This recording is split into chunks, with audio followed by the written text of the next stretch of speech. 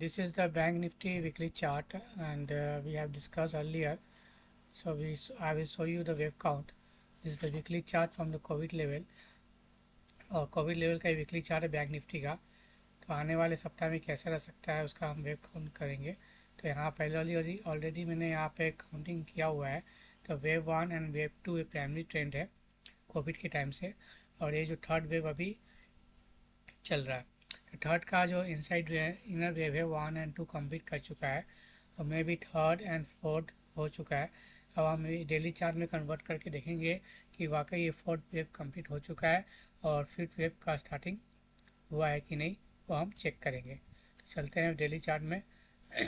So now we move to daily chart to see whether the fifth wave started or not, because on on Thursday we have seen a good movement in Nifty, but not so big movement in Bank Nifty.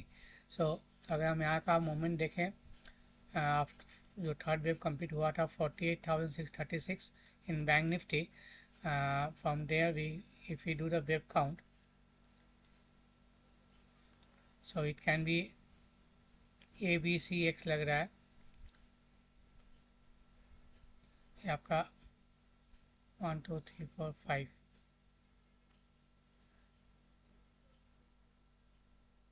1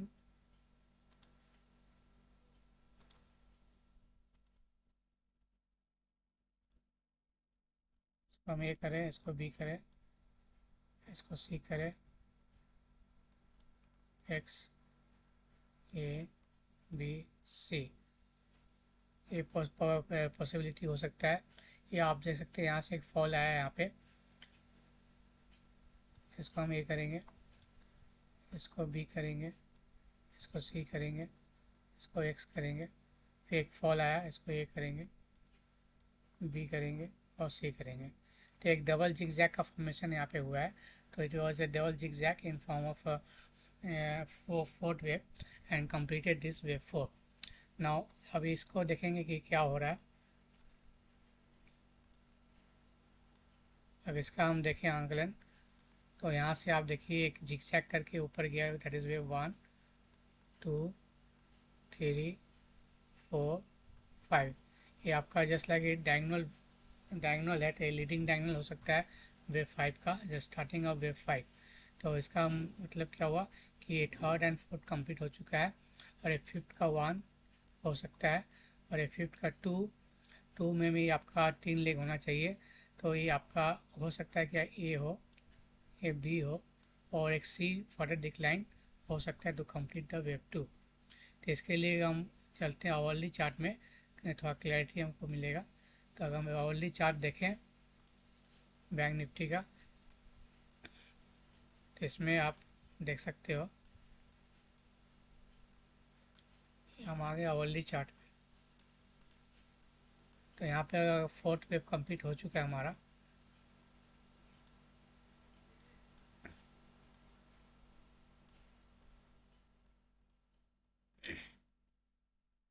तो ये जो आप देख रहे हैं 1 2 3 4 5, 1 2 3 4 5, ये पक्का ending diagonal है, और इसको हम फिफ्थ का 1 करेंगे। अगर हम यहाँ से काउंट करें तो ये फिफ्थ का 1 वेव होगा। अभी इसको हम काउंट करेंगे कि वाकई वेव 2 कंप्लीट हो चुका है कि नहीं हुआ है। अब इसको हम एलाइजमेंट करें तो ये भी आपका A B C X A B C हो सकता है वेव 2 कंप्लीट हो गया हो, अगर हम डबल जिगजैग का मेथड से यूज़ करें। और ये जो आपका है हो सकता है कि ए भी हो सकता है, ए और बी हो सकता है, हम देखेंगे। तो 3 4 5 पेंडिंग है, तो इसका हम रिट्रेसमेंट देखेंगे कितना रिट्रेसमेंट हुआ है यहाँ से लेके यहाँ तक। तो ऑलरेडी 0.618 तक रिट्रेसमेंट कर चुका है, और वहाँ से डिक्लाइन हुआ है। अगर एक थर्ड वेव होता तो एक गैप ओपनिंग करके 0.61 के ऊपर उसको क्लोज देना चाहिए था, जो क्लोज नहीं दिया बैंक निफ्टी ने थर्सडे को, और एक डिक्लाइन फॉल हुआ है। इसको टच करने के बाद एग्जैक्टली एक फॉल आया। तो इसको हम फिर हम वेव 2 कंप्लीट नहीं हुआ है, इसका ये सिनेरियो बनता है। इसका मतलब फर्दर एक पेंडिंग डाउनफॉल पेंडिंग बाकी है। अगर हम इसको 15 मिनट का चार्ट में देखें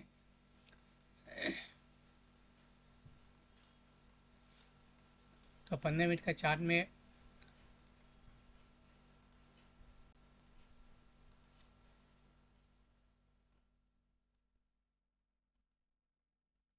यहाँ से हम अगर रिट्रेसमेंट करें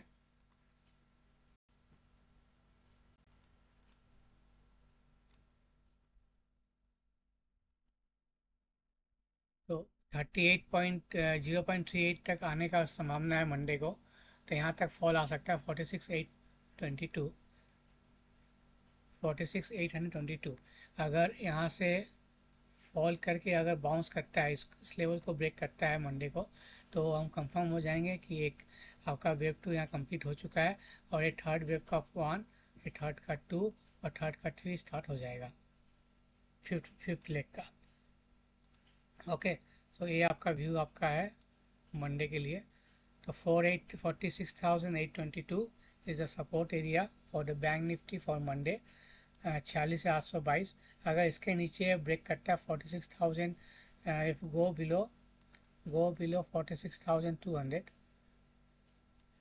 46,800, okay, then the downfall will start much faster level and we can see to break up this level।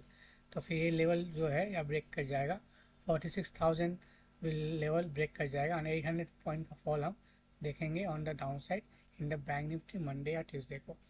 अब यहाँ से 46,800 को लेके बाउंस करके ऊपर जाता है और ये इस लेवल को ब्रेक करता है तो फिर हम मान जाएंगे कि वेव 2 हमारा कंप्लीट हो चुका है और ये वेव 1, थर्ड का वेव 1, ये थर्ड का वेव 2 और थर्ड का थर्ड स्टार्ट हो चुका है फिफ्थ लेग का। क्लियर? तो हिसाब से क्या हो जाएगा, सिनेरियो क्या बनेगा,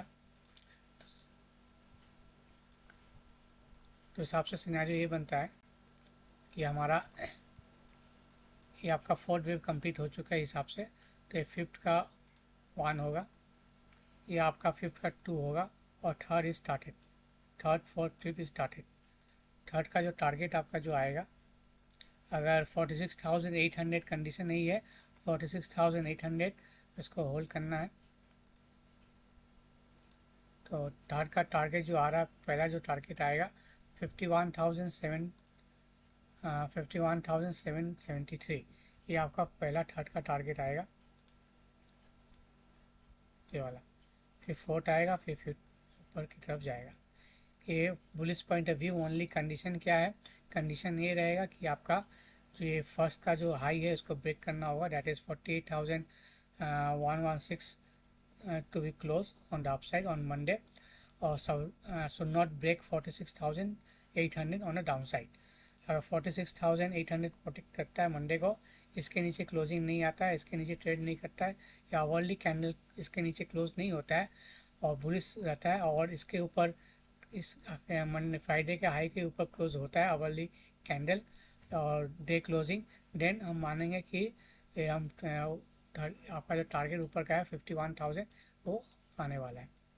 okay, on reverse side if bank Nifty break 46,800 on the closing basis और ओवरली कैंडल इसके नीचे क्लोज हो जाता है, तो फिर जो टारगेट जो है आपका है ये हो जाएगा वेव 2 का ए, ये आपका वेव 2 का बी और नीचे आपका जो ट्रेंड लाइन है ये सी आपका टारगेट आ जाएगा।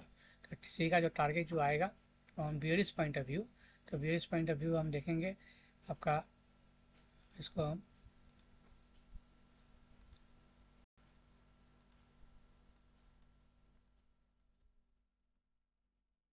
45,400 दैट इज़ 1.27 ए कैटेगरी आपका आ जाएगा, 45,500 समझ लीजिए।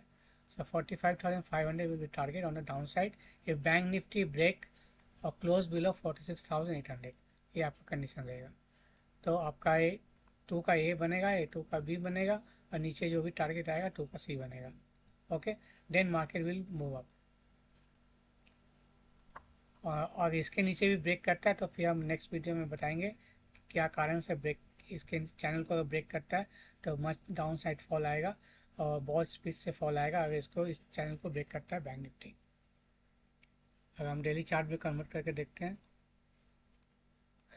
तो ये सिनेरियो बन रहा है, तो आपका ए बी सी ए बनेगा ऐसा, ये फिफ्थ का 1 है, फिफ्थ का 2, फिफ्थ का 3 ऊपर जाएगा, फिर फिफ्थ का 4 आएगा और फिफ्थ का 5 ऊपर जाएगा, फिर कंप्लीट होगा आपका वेव 5।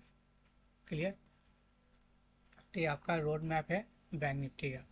मैंने दोनों पहलू बता दिया, बुलिश पॉइंट ऑफ व्यू और बेयरिश पॉइंट ऑफ व्यू क्या हो सकता है बैंक निफ्टी में। अब चलिए निफ्टी की बात करें।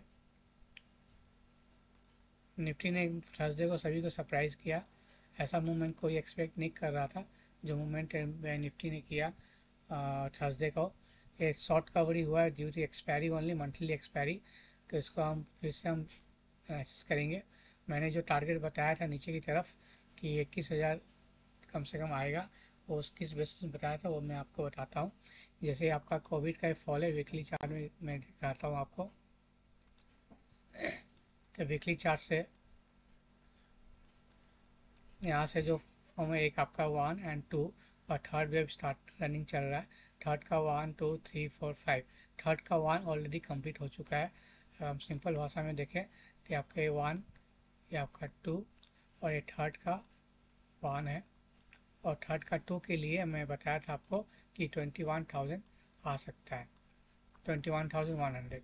ओके, लेकिन मार्केट सभी सरप्राइज किया और 22,500 जो प्रीवियस हाई है, लेकिन उसको टच ब्रेक नहीं किया मंडे को, थर्सडे को। तो ये हो सकता है डबल टॉप का पैटर्न दिख रहा है मेरे को।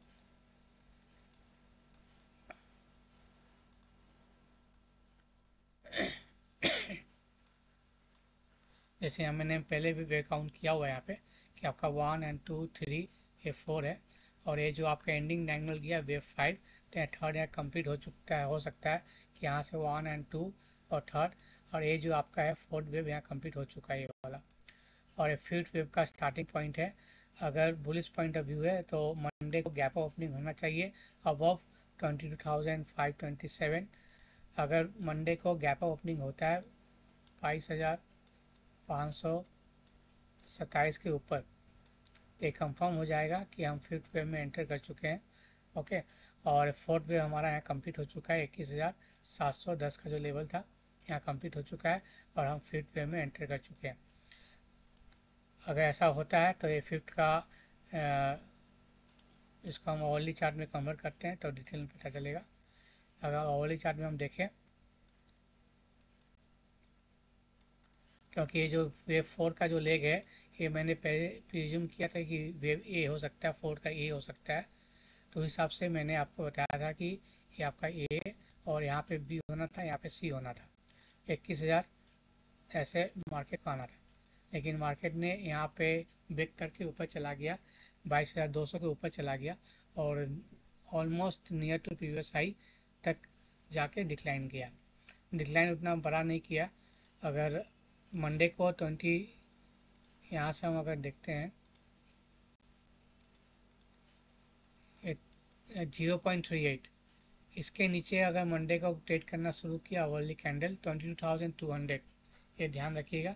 If Nifty break below this level then again we will confirm that this was the wave 1 and this will be the wave 2. Why wave 1 and 2, why not A and B? Because this leg was in 5 wave, ये 5 leg में complete हुआ था और ये जो ऊपर जो गया आपका, ये आपका almost touch the previous high.